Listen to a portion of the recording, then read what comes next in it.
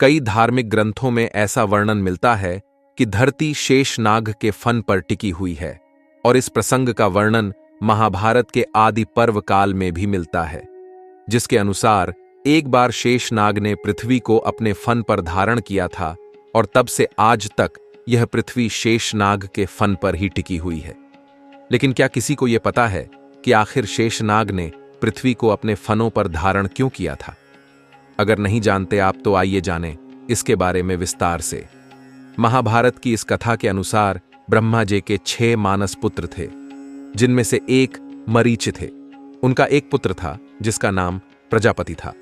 आर्षि कश्यप ने दक्ष प्रजापति की 17 पुत्रियों से विवाह किया था, जिनमें से एक का नाम कद्रु था, जिसकी कोख से 1000 शक्तिशाली नागों का जन्म हुआ और जिसमें सबसे बड़े शेषनाग थे।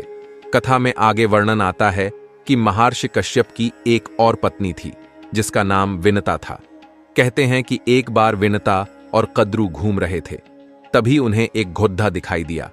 कद्रु ने कहा कि वह घोद्धा सफेद है परंतु इसकी पूंछ काली है।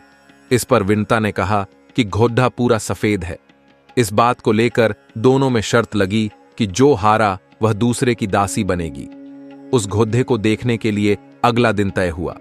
घर आकर कद्रु ने शर्त हारने के डर से अपने सर्प पुत्रों को कहा कि वे उस घोड्ढे की पूंछ में चिपककर काली पूंछ का आकर ले।